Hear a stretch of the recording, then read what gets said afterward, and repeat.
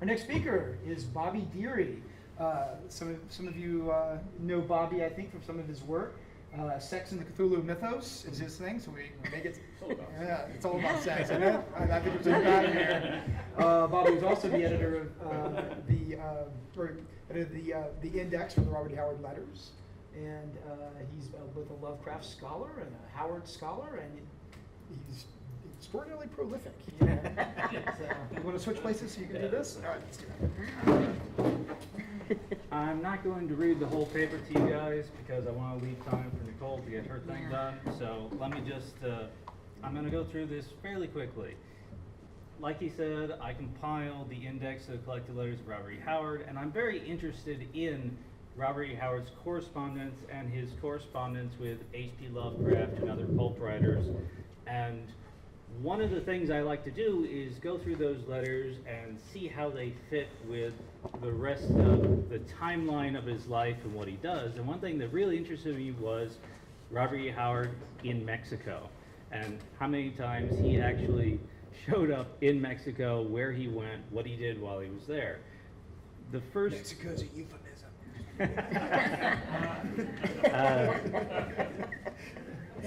Just so we get a little bit of background here, Mexico is an important part of Texas history. I'm sure all Texans here will agree, but in the early part of the 20th century, it was much more in the public consciousness as a contentious place to be. Mexico had a civil war, and there were excursions across the border into the United States in Texas from 1910 to 1919. And the United States sent a military expedition down into Mexico in 1916 and 1917. If you think about how weird that is to send U.S. cavalry troops down into a foreign country to take part in a civil war. I mean, today we might say, oh yeah, we do that all the time, but not back then. And then, of course, in 1918, the Wartime Prohibition Act went into effect in the United States, followed quickly by the Volstead Act. So there was no alcohol sold legally in the United States to drink unless you went through a doctor's prescription or something. So the border towns flourished. And in September of 1924, the Howard family went down to Westlaco. And Robert E. Howard went down with his family, and he wrote to his friend Tevis Clyde Smith, I went across the Rio Grande and viewed the great tequila land. The Rio Grande I went across, it cost just 50 centavos. There is a bar on every street, you get quite thirsty in the heat. I am a temperance man, confound it, down with all liquor. So I downed it.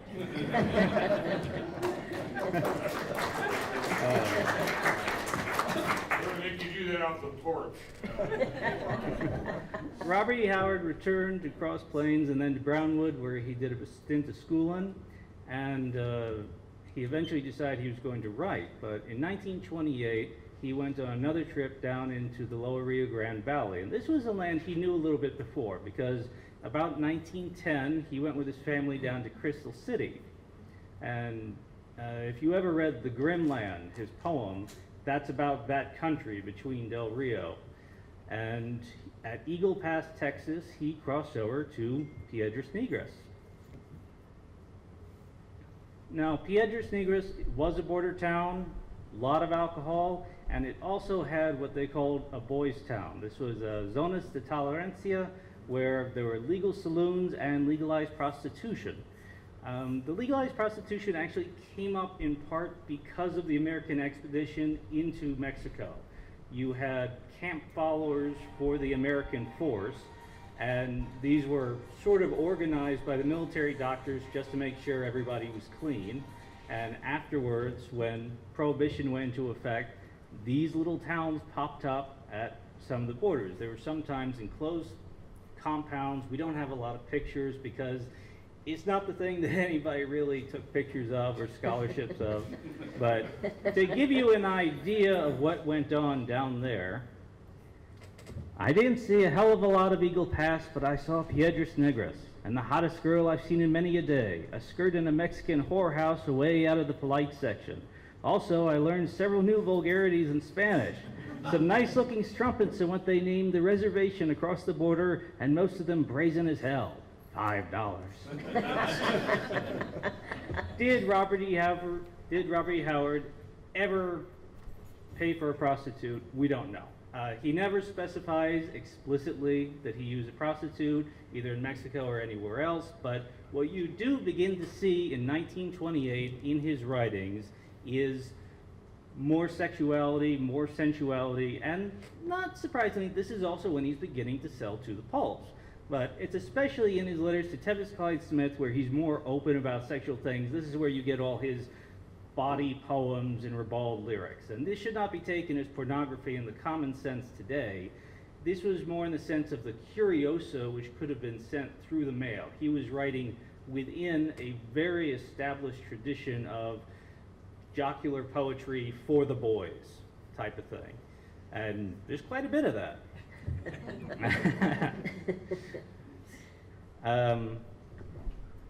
He buckled down to write. And he tried to write for about 2 years, and in 1929, 1930, he was thinking about going back down to Mexico. You know, he was tired of the bootleggers, he was maybe looking for some companionship, we don't know, but he was thinking about going down to Matamoros, right across the river from Brownsville, to get to a bullfight or to see some sluggers. There were some heavyweight champions who were fighting out there. He was a big boxing fan. He didn't make it that year, but he thought about it. And in 1931, he actually said that, you know, if he could live anywhere else in the world, he wanted to go to Mexico City, which he'd never been to, but he heard such great things about. And that was the thing about, he'd experienced already the border towns, but these were the very touristy districts of Mexico. He'd never seen old Mexico. He had this idea there might be a chunk of old Spain down there, Aztec ruins, old Spanish dons and Mexican finery, somewhere down there in the mysterious inland heartland, but he never got to it. But in 1932, he did go on another trip down to the lower Rio Grande Valley, and we don't know exactly if he went across the border, but one place he could have gone across the border is Mission, Texas. Here you can see, that's the Brownsville Ridge here. Across the border from Mission, Texas is Reynosa. And it was in one of those little border towns, he wrote, that he came up with the idea of Conan. He also picked up a black sombrero, which he would later wear to great effect in 1934. If anybody has read One Who Walked Alone by Noble Price Ellis, she goes about how she was very shocked and terrified when he once decided to wear that in Cross Plains. You can imagine what it might have been like back then when most people were wearing full suits out, and suddenly he comes out dressed as un gran vaquero. Yeah, not so good. His final known trip across the border was in 1934. He and his friend Truett Vincent went over into New Mexico, and at El Paso, they went across the border to Ciudad Juárez. Juárez was just like the other border towns, but bigger. It didn't have a distinct boys town district as such, but it had a much larger touristy district, main street full of saloons and bars, and there was a red light district, but I'll let Robert E. Howard speak to that himself. I was disappointed by Juárez. From the tales I'd heard, I had an idea it was somewhat more elaborate than it really was, but it was just as dirty and lousy as any other border town I ever saw, more so than Piedra Negras, for instance, and swarming with the usual imps and touts. We drove around a while, made a brief exploration of what is politely known as the red light district, and of course imbibed some. Yeah, he imbibed a lot. If you ever see how much they drank on these trips, and you gotta think, these are 1935, this is before power steering, when there's a lot of muscle that goes into this, and really bad dirt roads. I'm amazed he didn't have more car accidents than he actually did. But my absolute favorite of all the impressions of that period was someone that wasn't on that trip. Tevis Clyde Smith, his close friend, also went down to El Paso a couple years later, and he went to the Mint Bar, Harry Mitchell's Mint Bar. Harry Mitchell was an American brewer who had crossed the Rio Grande for Prohibition just to sell alcohol down there. And when Prohibition ended, he went back to El Paso and founded his own Harry Mitchell Brewing Company. But Tevis Clyde Smith's favorite way to describe this was, it was in the days of the Central Cafe and Cabaret, of El Tivioli, of Harry Mitchell's Mint Bar, and I guess the Kit Kat was there too, though I discovered it on a later visit. I had just gone through the vast Kino Hall, but had saved my money for what I considered to be better things. Part of this went for a McGinty, for who could have stood at the bar looking at the large picture of an urchin voiding into the drinking water and then ordered water itself. A McGinty was a large, about 40-ounce drinking glass that was available in some El Paso taverns. Robert E. Howard was also very fond of it. One of the things you get from the impressions of Robert E. Howard's trips down to Mexico is, of course, disappointment. You know, he was looking for more there. He was looking for excitement.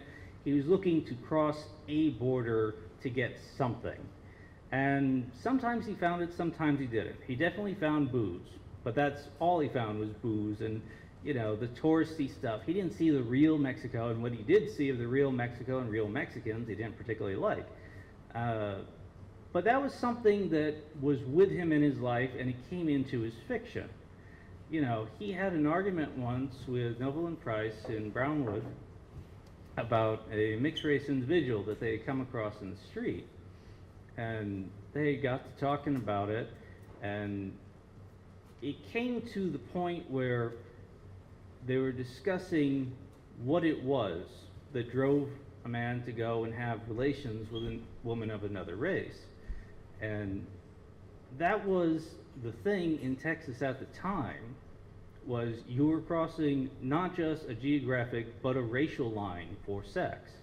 And that was something that some of the boys did back then. And it wasn't publicly approved of, but it was part of the culture at the time. And you see that a bit in some of Robert E. Howard's fiction. There are a lot of very attractive non-white women in the Conan stories and many of the other stories. And they don't always have sex with these women, but the fact that the attraction is there creates a sort of frisson in the fiction itself. Robert E. Howard's treatment of Mexico in his fiction is generally a little cosmetic, just because he didn't go past the border. You know, when you read Vultures of Huepaton and when you read The Stones of Destiny, which has a version of Matamoros, he probably never saw Matamoros, so he probably never saw the big square with the cathedral, but he knew such things existed.